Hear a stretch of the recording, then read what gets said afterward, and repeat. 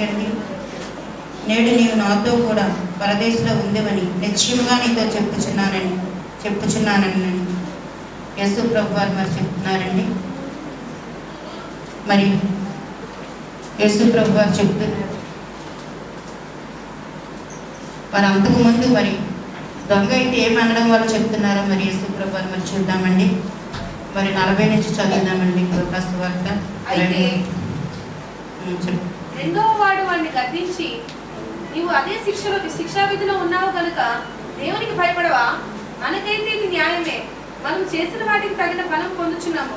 కానీ ఈయన ఏ తప్పిదము చేయలేదని చెప్పి ఆయన్ను చూచి, యేసు నీవు నీ రాజ్యంలోనికి వచ్చినప్పుడు నన్ను జ్ఞాపకం చేసుకున్నాను. అయితే మరి మొదటి దొంగ అయితే మరి చెప్తున్నాడు, నువ్వు రక్షించుకో, నన్ను కూడా మమ్మల్ని కూడా రక్షించమని చెప్తున్నాడండి. అంత భయంకరమైన శిక్షలో ఉంటూ కూడా మరి దేవుడు అని తెలుసుకోలేక అప్పటి వరకు అనేక రీతిని మరి యేసు ప్రభువుని హింసిస్తున్నప్పటికీ చూస్తున్నారు. మరి ఎన్ని మాటలు ఎన్ని దెబ్బలు కొట్టినప్పటికీ యేసు ప్రభువుకు మాట అయినా పలకకుండా ఉండటం, మౌనంగా ఉండటం, మరి అంత విధేయత చూపించి మరి దేవుడు మరి తన తండ్రి అని మరి దేవుడు మరి శిక్షిస్తున్నప్పుడు మరి ఎంతో విధేయత చూపించి శిక్షించబడుతున్నప్పటికీ మరి నోరు మరి నిజంగా మామూలు మనుషులు అయితే మరి నిజంగా మరి ఎంతగా ఆ యొక్క మరి దెబ్బలకి ఎంతో వేదన పడాలి. అయితే మన పాపం నిమిత్తము ఎంతగా మరి ఏ నేరము చేయకుండా శిక్షింపబడుతున్నారని మరి వారు చూసినప్పటికీ కూడా మరి మొదటి దొంగ అయితే ఇంకా పశ్చాత్తాపం పొందలేకపోయాడండి. మరి రెండవ దొంగ అయితే మరి ఏ మానవుడు మరి ఇలా అయితే మరి చేయలేరు, కానీ నిజంగా ఈ దేవుని కుమారుడని మరి హృదయంలో విశ్వసించి మరి వెంటనే మరి చెప్తున్నాడు. మరి నిజంగా మనమైతే అనేక నేరాలు మరి ఎన్నో చేశాం కాబట్టి మనకైతే శిక్ష తగ్గింటే, కానీ ఆయన మరి ఏ నేరము చేయకుండానే మరి ఎటువంటి శిక్ష అనిపిస్తున్నాడు. ఈ శిక్ష అనిపిస్తూ కూడా ఇలా మాట్లాడతావని మరి గద్దిస్తున్నాడండి. మరైతే మరి హృదయంలో విశ్వసిస్తున్నాడు ఆ దొంగ. కాబట్టి మరి దేవుడు చెప్తున్నాడు, నిజంగా ప్రభువుని నోటితో ఒప్పుకొని హృదయం మంది విస్తరిస్తే చాలంటండి, రక్షణ వస్తుందని దేవుని వాక్యం చెప్తుంది. అలాగే మరి అలాగే చూసుకుంటే మరి దేవుడు నీ నీతిమంతులు పిలవరాలేదు కానీ పాపులనే పిలవచ్చిందని మత్తయి సువార్తలో మాట్లాడుతున్నారండి. నిజమే, మరి అనేక నేరాలు ఎన్ని చేసినప్పటికీ ఆ క్షణంలో అవకాశం లేకపోయినప్పటికీ మరణ సమయం అయినప్పటికీ కూడా మరి ఆ క్షణంలోనే మరి అతను పశ్చాత్తాపం పొంది ఉన్నాడని హృదయంలో విశ్వాసం చూసి మరి మనుషులైతే మరి హృదయాన్ని లక్ష్య పెట్టరు కానీ పై రూపాన్ని లక్ష్య పెడతారు, కానీ మరి దేవుడైతే హృదయాన్ని లక్ష్య పెడతారు. కాబట్టి మరి ఆయన హృదయం లక్ష్య పెట్టినారు. దొంగ పశ్చాత్తాపడడం నోటు ఒప్పుకోవడం బట్టి మరి యేసు ప్రభు వారు ఆ హృదయాన్ని చూసి మరి అప్పుడే వెంటనే మరి ఏమనుకున్నారంటే, నిజమే నీవు నాతో కూడా పరదేశంలో ఉంటామని. మరి మనం అనేక రీతిలో దేవుడు మనల్ని ఈ లోకంలో అపరాధాల చేత మన పాపం చేత మనం చచ్చిన వారం విన్నప్పుడు మనల్ని వెతికి రక్షించి మరి మనకైతే ఎంతో సమయం దేవుడు ఇచ్చినప్పటికీ మన దేవుని సన్నిధిలో భయభక్తులతో జీవించలేక అన్నిదిని ఏదో రీతిగా తప్పిపోతున్నాం. కానీ మరి ఆయనకైతే ఆ సమయం కూడా లేదండి. ఆ సమయం మరణ సమయం అయిపోయింది, సిలువ వేయబడ్డాడు, ఇక చనిపోతాడు. అయితే అలాంటి సమయంలో మరి నిజంగా విశ్వసించి రక్షించబడ్డం అంటే ఎంత గొప్ప భాగ్యం అండి. సమయం లేదు కాబట్టి మరి ఎప్పుడైతే దేవుడి రాజ్యం ఆయనతో ఉందని మరి తెలుసు. నిజమే, పరదేశంలో ఈయన ఉంటారని ఆ దొంగ విశ్వసించాడు. కాబట్టి నువ్వు నన్ను నీ రాజ్యంలో జ్ఞాపకం చేసుకోమన్నాడు. ఎందుకంటే మార్గము సత్యము జీవము నేనే యేసు ప్రభు గారు చెప్తున్నారు. కాబట్టి ఆ జీవ మార్గం ఈయనతోనే ఉంది. కాబట్టి ఈయన విశ్వసిస్తే ఈయన జీవ మార్గంలో నేను కూడా వెళ్తాను, ఆయన జ్ఞాపకం చేసుకుంటే ఆయన రాజ్యంలో ఉంటానని ఆ పశ్చాత్తాపం పడ్డాడు. కాబట్టి దేవుడు నిజంగా ఆయన్ని క్షమించి రక్షించున్నాడు. కాబట్టి మరి ఇంకో మాట చెప్తుంది, కొరింథీ పత్రిక 2 Corinthians 2:16 చెప్తుందండి. మరి 16 చివరిని రక్షింపబడి వారి కంటే జీవార్థమైన జీవవాసంగా ఉన్నామని అపోస్తలుడైన పౌలు అంటున్నారండి.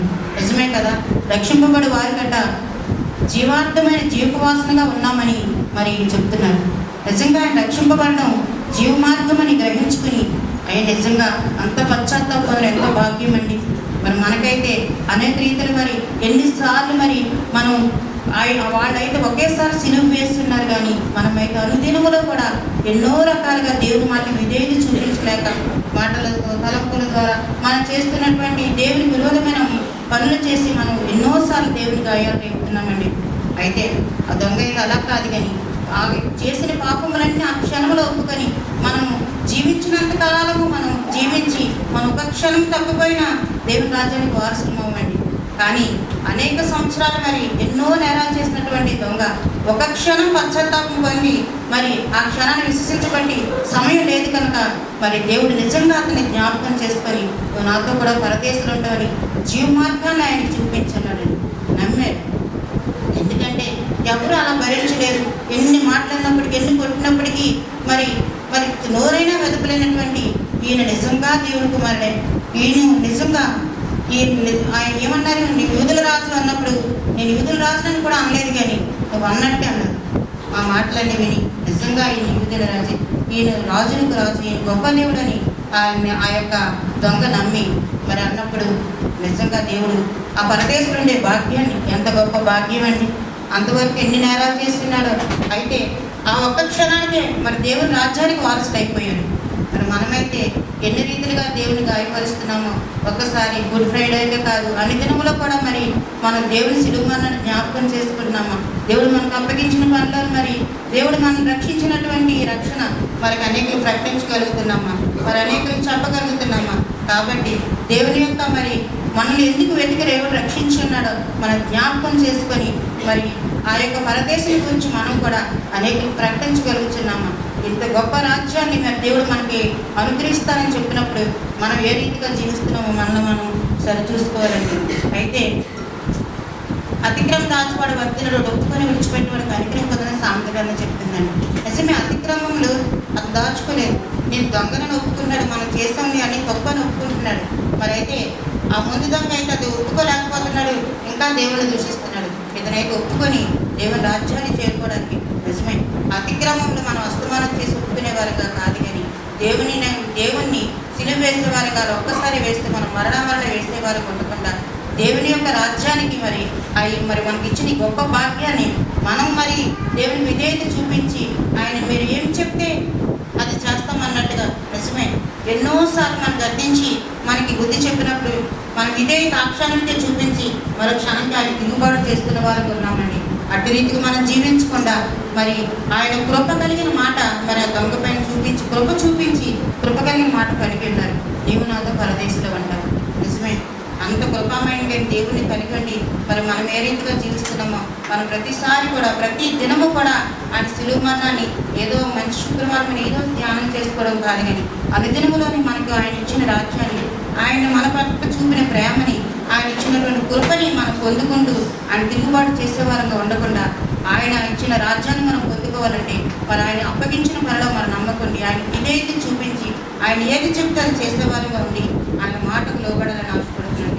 కాబట్టి మరి దేవుడు ఈ దినాన మరి మనకి మంచి శుభ శుక్రవారం మన వరకు మరి ఆయన ప్రాణం పెట్టి మరి అనేక యావత్ ప్రపంచం అందరూ ఈ దినము మరి శుభ శుక్రవారం ఏంటి అయితే చాలామంది నాకు అడిగి ఉన్నారండి, ఏంటి దేవుడు సిలువ వేయడం ఎంతో భయంకరమైన మరణం పొందడం కదా, దాన్ని శుభ శుక్రవారం ఏంటి మంచి గుడ్ ఫ్రైడే అనడం ఏంటి అనేసారని. అయితే నిజమే, అది మరణకరమైన వేదన అండి. ఆయన పడే వేదన అంతా ఇంత కాదు. ఆ వేదన తలుచుకుంటే నిజంగా మరి మన వరకు ఎంత వేదన సిలువ మీద పడి ఉన్నారనండి. అయితే వాళ్ళకి అర్థం కాదు. ఎందువల్లంటే ఆ వేదన ఆయన పడి ఉండకపోతే, ఆయన సిలువలో అంత భయంకర మరణం పొంది ఉండకపోతే మనకి ఇద్దరం రక్షణ వచ్చి ఉండేది కాదు. కాబట్టి మనం ఎక్కడ ఇంకా అలాగే పాపంతో నశించిపోయేవారమండి. కాబట్టి ఆయన నశించిన వారిని వెతికి రక్షించడం కొరకు మనిషి కుమారుడికి లోకంలోకి వచ్చినాడని గ్రహించలేకుంటున్నారండి. కాబట్టి మన దేవుడు మన వెతికి రక్షించిన విధానానికి ఆయన చూపుతున్న కృపకి మనం ఆయన కృప కలిగిన దేవుని విధేయత కలిగి మనం జీవించాలని మరి దేవుడి బుద్ధివాక్యం